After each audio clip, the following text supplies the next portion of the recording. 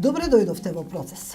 Говориме за епидемијата со морбили, за опасноста од можно проширување, за вакцинацијата. Во студиото е примариус доктор, магистар Билјана Даниловска, раководител на оделението за епидемиологија во Центарот за јавно здравје во Скопје, специјалист епидемиолог. Добре дојдовте. Благодарам на поканата, добро најдов. Так. Иако сите надлежни институции се мобилизирани во оваа ситуација, сепак мислам дека вие сте први на терен и од прва рака всушност можете да ни ги кажете работите. 7 заразени со морбили, 7 заболени во Радишани. Во очекување сме на резултатите од новите случаи. Има ли нова ситуација сега, кога се очекуваат првите резултати? Да, точно. Веќе медиумите и широката јавност е запознаена со пријавата на епидемија на морбили во населба Радишани. Тоа е во тек на минатата недела, се пријави од наша страна се пријави епидемија на тоа подрачје. До сега имаме 7 поврзани случаи, лабораториски докажани дека се морбили. Други сомнителни во моментов немаме од тоа подрачје. Меѓутоа, искрено да ви кажам, ние, знаејќи го епидемиолошкиот процес, знаејќи ја должината на инкубацијата на ова заболување, очекуваме налет, уште еден, очекуваме можеби еве до крајот на неделата, очекуваме и во тек на идната недела да видиме што ќе се деси, заради тоа што инкубациониот период на морбилите е доста широк, од 10 на 12 дена до 21 ден. Што значи дека со иницијалниот случај, ако биле во контакт поголем број на деца кои што не се вакцинирани, тогаш кај некој може заболувањето, симптомите да се појават после 10 дена, после 12 дена, после 15 дена, после 17, 18, 19, 20 дена, што значи дека целиот овој период е практично период, како да речам, еден критичен период кога очекуваме вакво нешто. Друга една работа, преземени се противепидемиски мерки. Тоа е советување и нудење. Градинката се уште не работи? Градинката е затворена, баш заради тоа што сите оние деца кои што може да бидат во инкубационен период, заразноста со ова заболување е практично почнува од последната третина од инкубациониот период, значи тоа е 2-3 дена, 3-4 дена пред појавата на првите симптоми. Првите симптоми, тоа значи покачена телесна температура, потоа во текот на осипот, значи тука ќе дојде некаде околу 3 до 4 и ваму имаме со осипот 3 до 4-5 дена, значи тоа се 7 до 10 дена период на заразност. Најпрактично, најкритични се оние моменти кога се уште лицето нема симптоми, а практично и во периодот, последниот дел од инкубациониот период, кога е најзаразен. Заради тоа се затвори градинката за деца кои што се во инкубациониот период, да не ја практично шират заразата меѓу оние кои што не се заразени. Тие се дома, ние одлучивме тоа да биде некаде околу 15 дена затворена. Имате контакти со семејствата, ви известуваат? Да, имаме контакти не само со семејствата, ние имаме контакти со матичните доктори, имаме контакти со лицата од градинката. Практично сега знаете како секогаш, не само сега кога е алармот подигнат за морбили, секогаш морбилите се заболување кое што подлежат на пријавување од страна на докторот кој што ќе се посомнева на морбили во тек на 24 часа. Ние епидемиолозите постапуваме и при суспектни, значи при сомнение на морбили во било која фаза од годината, не мора да е тоа епидемија, постапуваме исто онака како да се докажани морбили, се додека не се докаже лабораториски случајот или не се отврли. Затоа во анкетите ние си имаме дел таму каде што објаснуваме дали е случајот потврден лабораториски, дали е отврлен, докажан. Ги проверивте сите вакцинални картони на децата, што се констатира од колку деца, колку се вакцинирани? Да ви кажам нешто, во градинката, во практично која што е затворена, да речем, инкриминираната градинка, има голем број на невакцинирани деца. Ако земеме, ние во тек на една од мерките беше, и контрола на вакциналниот статус на децата не само во општината, во населбата Радишани, во општината Бутел, каде што припаѓа населбата, туку и во целиот град секако, и во целата држава. Ние добивме податоци, многу брзо тоа го работевме, многу интензивно од страна на Оделението за епидемиологија при нашиот Центар за јавно здравје. Сите епидемиолози и санитарни техничари беа вклопени во таа работа. Еве сега ќе кажам на општина Бутел, например, каде што има некаде околу 1603 дечиња од предучилишна возраст. Значи најголем дел се во градинките практично. Некаде околу 30,3% се невакцинирани, што е голема бројка на невакцинирани деца и што практично ние со епидемиолошкиот јазик да се изразиме, велиме и висок процент на критична маса. Тоа значи критична маса која што треба да согори, пак со епидемиолошко изразување, а тоа значи дека во време на вака на појава на епидемија, имаме голем процент на луѓе кои што можат да заболат. Тоа е таа критична маса која што треба да согори. Сакав уште нешто посебно да нагласам. Цело време велиме епидемија. Да. Знаете како? Ние во нашиот јазик, во нашето изразување имаме еден израз епидемија. А луѓето во светот и се прашуваат во случај се прогласува епидемија. Ете токму така. Која ситуација? Токму сега тоа ќе го објаснам. Сакав уште еден момент само да објаснам дека според критериумите на Светска здравствена организација и во англискиот јазик има еден израз, нели, епидемија, ама има и еден израз outbreak. Тоа значи, нели, испад, нешто се случува с големен број. Ние немаме соодветен превод на тој outbreak, да речам. Во оваа ситуација можеби тоа би било тоа, не права епидемија, меѓутоа како епидемија се третира. Епидемија во епидемиологијата, во науката епидемиологија, има една дефиниција која што вели дека епидемија се пријавува секогаш кога е зголемен број на некое заболување кое што е зголемен број на случаи на заболување кое што е ретко се појавува или воопшто не се појавило на одредено подрачје, тоа не е овој случај, или пријавување на епидемија ако се појават и два поврзани лабораториски потврдени случаи на високо контагиозно заболување. Што е ова случај? Високо контагиозно од исто семејство говориме? Два не мора да биде од исто семејство, два поврзани. Може да бидат комшии, може да бидат колеги на работа, може да бидат деца во градинка, деца во училиште. Значи два поврзани лабораториски потврдени на високо контагиозно, односно високо заразно заболување, како што се морбилите, се пријавува епидемија. Значи и со два случаи. А во овој случај, во исти момент имавме прво нели појава на 5 случаи. Тоа беа сите деца од градинката. Се откри нели со нашето епидемиолошко истражување, ние заклучивме кој е тој индекс случајот, значи првиот случај. Отприлике, значи дознавме отприлике од каде може да биде изворот на зараза, значи тоа е индекс случајот и потоа во тек на епидемијата се нумерираат нели случаите како се појавуваат еден по друг според денот на заболувањето, односно денот на појавата на првите симптоми.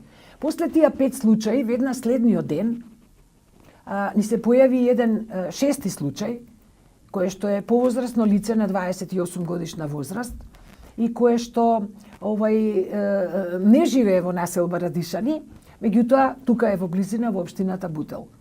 Се испостави после од нашето епидемиолошко истражување дека тој човек е во родбинска врска, односно војко на едно од децата и додека едно од децата, односно првиот случај, индекс случајот, во периодот кога тоа дете ги пројавило првите симптоми, војкото дошол да си го види, нели, внучето, и тоа е периодот кога настанало, кога е заболеното лице, нели, контагиозно, кога е настаната инфекцијата и заразата. И потоа, видете да ви кажам нешто не е чудно да се појавуваат и нови случаи, како што споменав на почетокот. Посебно што сега ќе речете многу е краток периодот за 4-5 дена да се појави нели седмиот случај. Меѓутоа, овој седми случај, ајде што е во родбинска врска со едно од заболените деца, меѓутоа тоа исто така ја посетувало градинката во периодот кога се заразиле и другиве деца од првиот случај и само што тука малце подолго траела траел инкубациониот период. Земени се примероци и анализи од сите деца во градинката или не? Не се земени од сите деца примероци, советувано е на родителите. Мислам, нема ни некоја оправданост да се земат примероци од сите деца. Сега прашуваме лаички, како се одвива процесот понатаму, но се очекуваат, значи, резултатите. Има ли нешто ново? Со тоа што би сакала на овој момент само да се задржам, за овие инкубациони периоди на луѓето, гледам дури и некои колеги се интересираат, помлади колеги, нели, некои што не им се некои така работи до крај јасни. Значи, сите оние деца, дадени се препораки. Националната комисија за заразни болести при Министерството за здравство се состана уште еднаш. Се донесоа, нели, тие, да не речам, вонредни мерки препорачани за подрачјето каде што е пријавена епидемијата и нормално за подрачјето на целиот град Скопје и целата држава. Мерките кои што се донесени, прво што се направи, се прошири границата, возрастната граница за вакцинација со МРП вакцина, со морбили, рубела, паротит вакцина.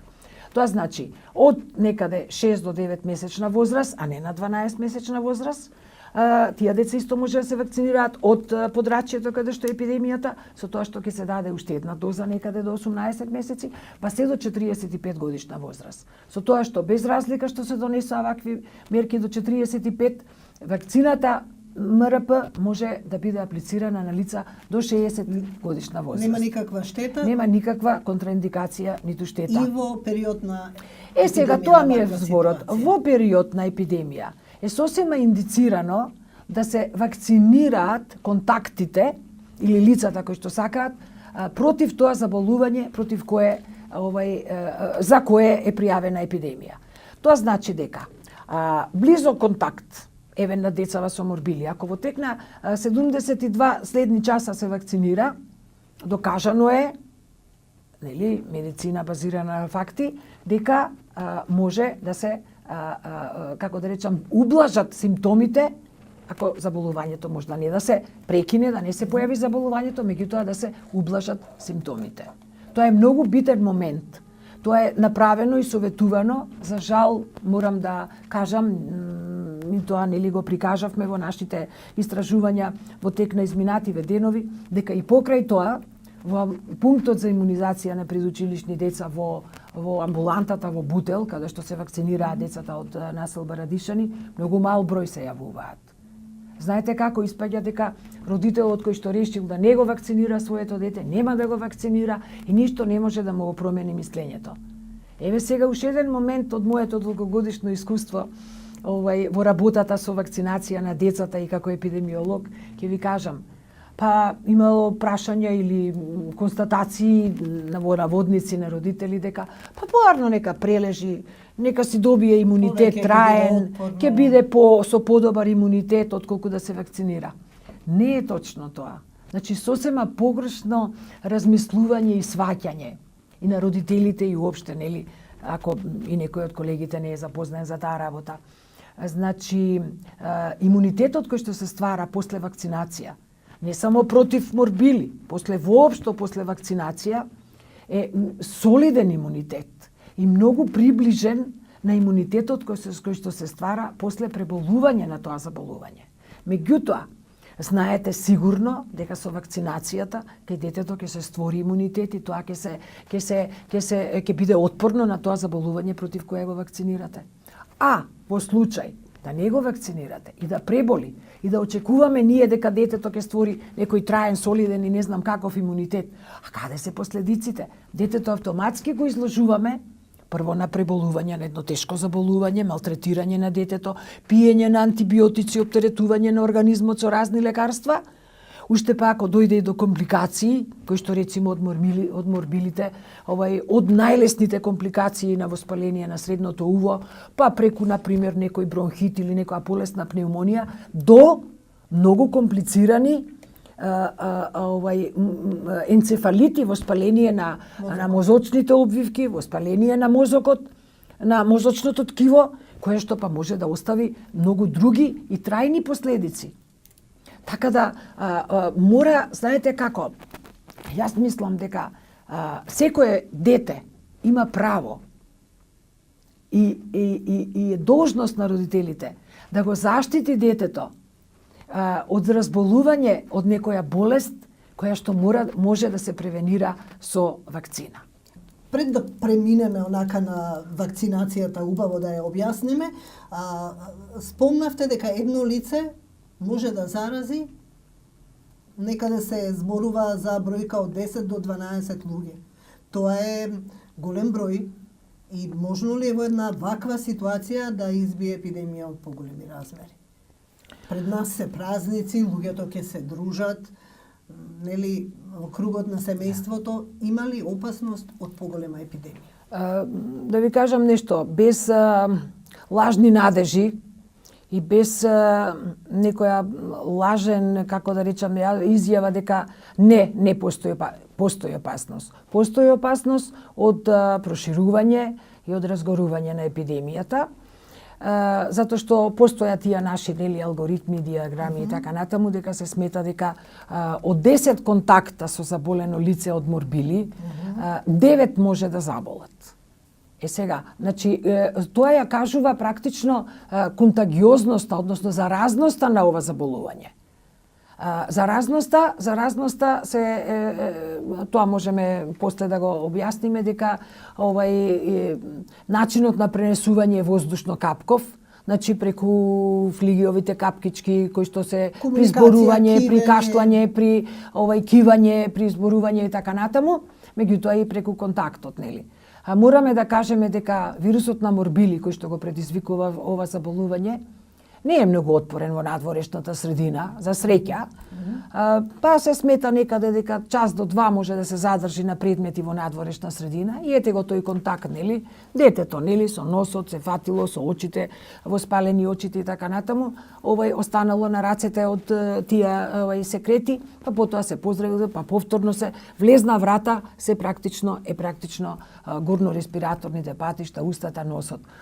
У секој случај, морам да кажам дека ако од 10-9 заболат, можете да замислите, еве, на пример, од овие 7 по 9, 63.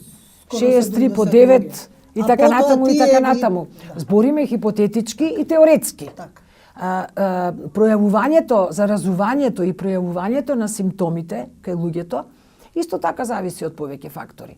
Прво во како да речам, во која количина се вирусите префрлени, вдишани и така натаму. Од самиот имунолошки систем на лицето кое што е во близина. Овој случај имаше и други спорадични пред овој. Ми се чини во Глумово, во Рачиново имаше, таму брзо го прекинавте ланецот. Да, имаше во тек на октомври, на ноември, да, имаше случаи, видете да ви кажам, па постојано по некој спорадичен случај ќе се јави, меѓутоа до сега немавме некое проширување, некое брзо ширење или не знам појава на епидемија. Имаше во Рачиново 2 случаи, беа беа 2 случаи, ама едниот беше потврден лабораториски, другиот беше гранична вредност, така да тоа така остана без пријавување на епидемија. Се направи контрола, се направи на терен вакцинација, меѓутоа да ви кажам право, опфатот со вакцинација во Рачиново е доста висок. Од предшколски деца само 10-70-80 вакцинирани, од училишни деца уште многу помалку не се вакцинирани, само 2,46% не се вакцинирани, така да семејството каде што беше појавено беа со навистина прекрасен опфат и вакцинирани деца, со училишни деца со 2 дози, нели, предучилишните со 1 доза, така да не се појави. Ајде да го видиме тој опфат со вакцинација. Македонија од едно ниво со 95% ми се чини во време на социјализмот опад со вакцинацијата во последните години многу опадна. Да. Зошто се тие рапидни такви разлики? Велите Рачиново, Шуторизари има голем опад, да. А за жал Центар, Карпош се многу помалку. Да. Како се движат тие проценти? Светската здравствена... Што е проблемот? Така. Светската здравствена организација поставува критериуми во однос на вакцинацијата, дека еден колективен имунитет во една држава постои ако опфатот со вакцинација на децата подлежни на вакцинација е над 95%. Ние тој процент го оправдувавме и го остварувавме години и години и години наназад. Меѓутоа, последниве години, па сега ќе ви кажам негде од кај 14-15 година, значи 3-4 години уназад, од која почнаа интензивните антивакцинални кампањи, за жал, опфатот опадна. Ние многу малку или малку нешто со Б хепатит вакцинацијата имаме висок опфат на 95%, додека збориме на ниво на држава. Другите се движат тука меѓу 90 и 95%, а посебно ни е низок опфатот со ХПВ вакцинацијата и со МРП вакцинацијата. Кога сме веќе тука, кога говориме за опфатот со вакцинација, има ли појава на други заразни болести, има ли некој момент што загрижува, ни се вратија ли заразните болести? Да ви кажам нешто. Едно од баш многу убаво прашање на место прашање во моментов. Едно од прашањата или едно од размислувањата на родителите со кои што доаѓаме у контакти, кои што одбиваат да ги вакцинираат децата, велат: па добро, во нашата земја нема вакви болести кои што тешки болести, децата ни се со години наназад убаво вакцинирани, веќе се искоренети од кај нас тие болести, ги нема, па зошто морам јас да го вакцинирам детето против таа болест, на пример. Меѓутоа не е така, знаете. Ние немаме многу болести од тие против кои што вакцинираме, што е во ред. Меѓутоа, во светот такви болести постојат. И токму заради тоа почнуваат да ни се враќаат. Еве еден пример, прашавте дали има некој заболен. Да, има спорадични случаи на заушки. Да, имаме. Имаме спорадични случаи на пертусис, тоа е црната кашлица или големата кашлица, великата кашлица. И тука има еден момент како ние тоа го објаснуваме. Тоа се помалку контагиозни заболувања, така да затоа немаме така некоја експанзија на бројот на заболени. Меѓутоа имаме. И тоа посебно за пертусисот зборувам, се работи за бебиња, за мали бебиња уште во првата година од животот, невакцинирани против ова заболување. Највулнерабилни се децата во тек на првата година од животот. Затоа и за календарот за задолжителна имунизација така е направен, согласно препораките на Светската здравствена организација, да се започне од двомесечна возраст со вакцинација против пертусис и другите болести. Имаме ние ситуации кога самиот родител ќе рече: ај покасно ќе го вакцинирам, после 7-8 месеци. Па дури морам со жал да констатирам дека и некои доктори, некои матични доктори тоа го велат: нека подпорасне малце. А во периодот кога е највулнерабилно, детето не е заштитено. Токму тие деца ни се заболени од пертусис. Сега има уште еден друг епидемиолошки момент. Предизвикувач на пертусис заболувањето е бордетела пертусис. Тоа е една бактерија која што најчесто е сместена во назофарингсот на постарите луѓе, на повозрастните луѓе.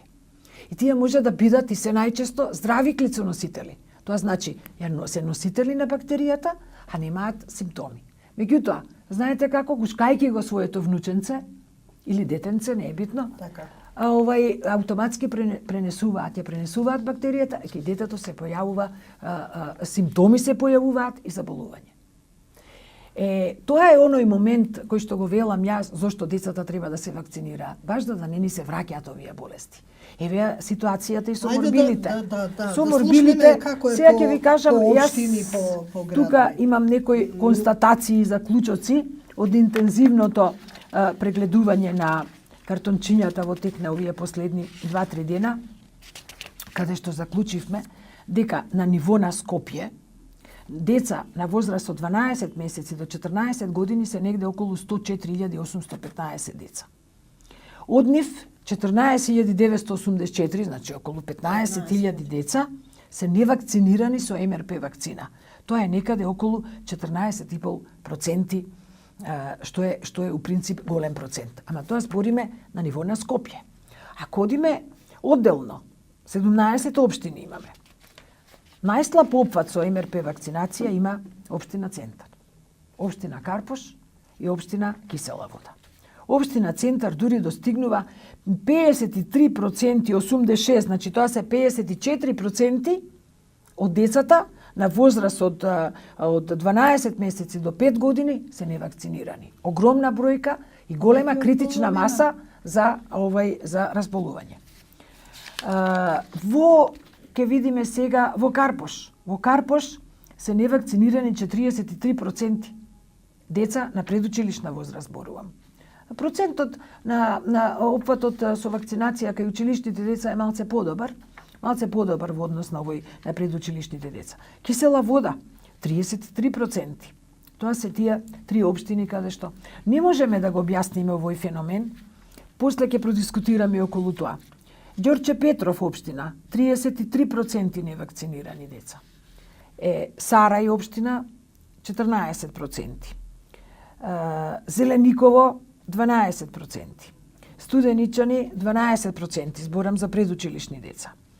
Аеродром исто ни е висок процент на невакцинирани деца, негде околу 48%. Сопиште за секоја повалба. Тука имам напишано, јас прорачунато, 0 невакцинирани деца. Сите се вакцинирани. Шуто Оризари 907. Скоро сите, значи. Значи, скоро сите.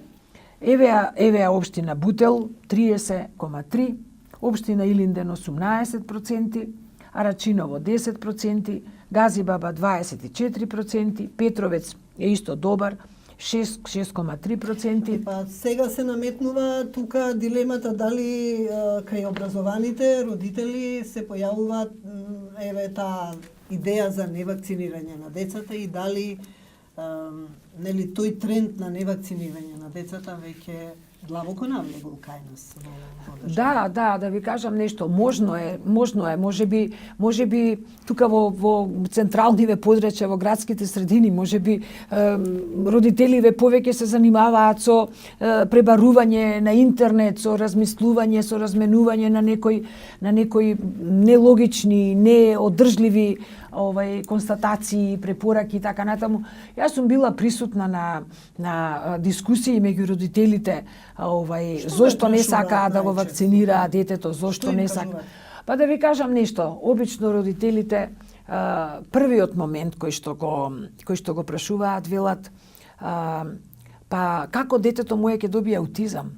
Моето дете треба прво, па дури има совети од доктори, што за жал и такви случаи имаме, чекај нека се развие детето, нека направи 2, 3, 5 години или не знам како, па после нека се вакцинира против МРП заради аутизмот. Меѓутоа, знаете како, ја не знам како да им објасниме на родителите и како да им докажеме дека тоа неодржливо и сосема неточно размислување. Се добива ли аутизам? Практично нема докази за поврзаност на аутизмот со МРП вакцината. Првиот момент е тој што аутистичните деца, знаете како и тоа стана тренд на размислување и на дијагностицирање сега малку нели во посовремениот во последниве години во овој период.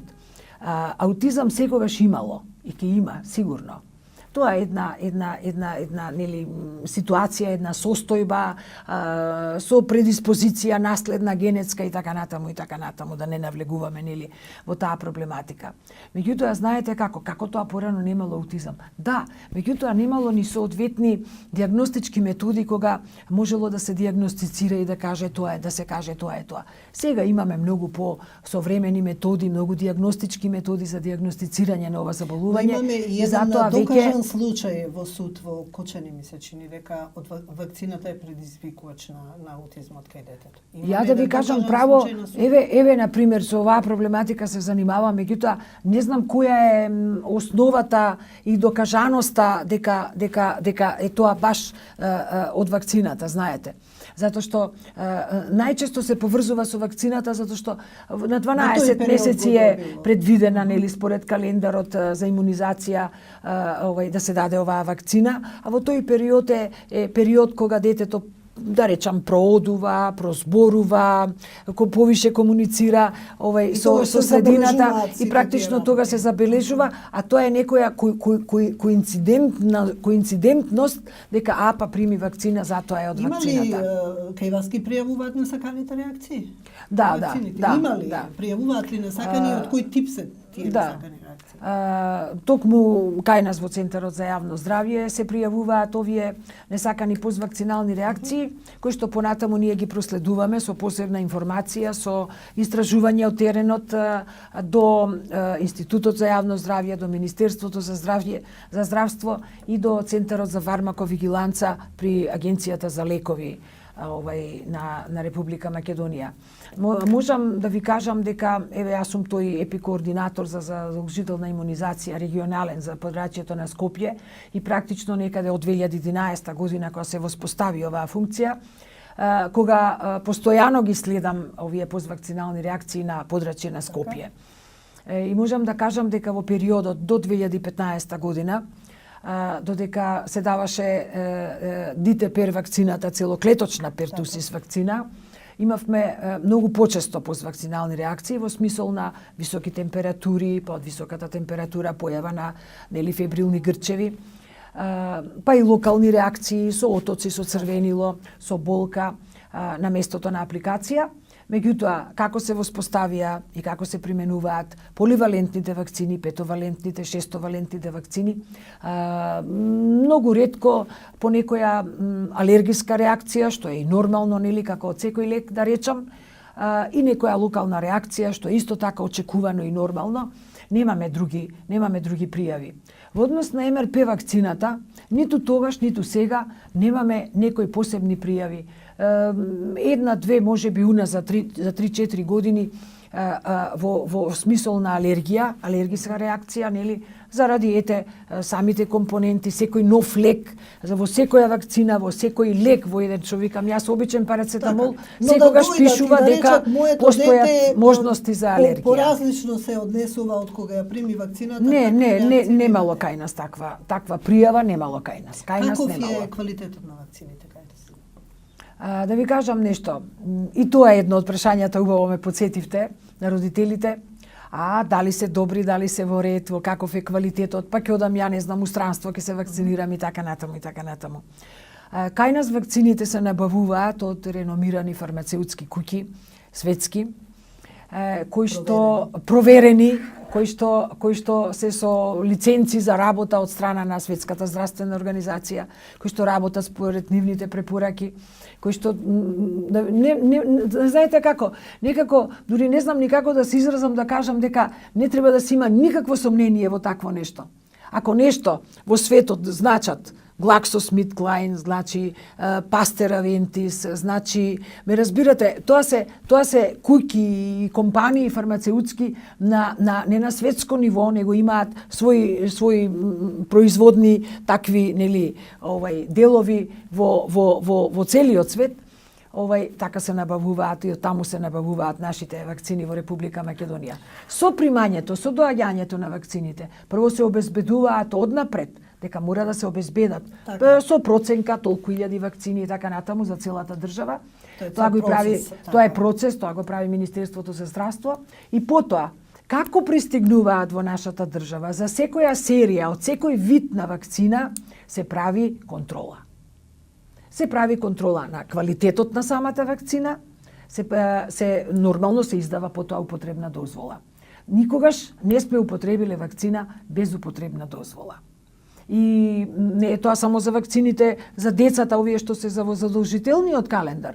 Тоа се за сите вакцини кои што се употребуваат во нашата држава, затоа што во нашиот Центар за јавно здравје имаме одсек за имунизација, каде што вакцинираме со вакцини според потреба за патници во странство и некои други индикации. Кратко, во некои држави право на избор на родителите дали да вакцинираат.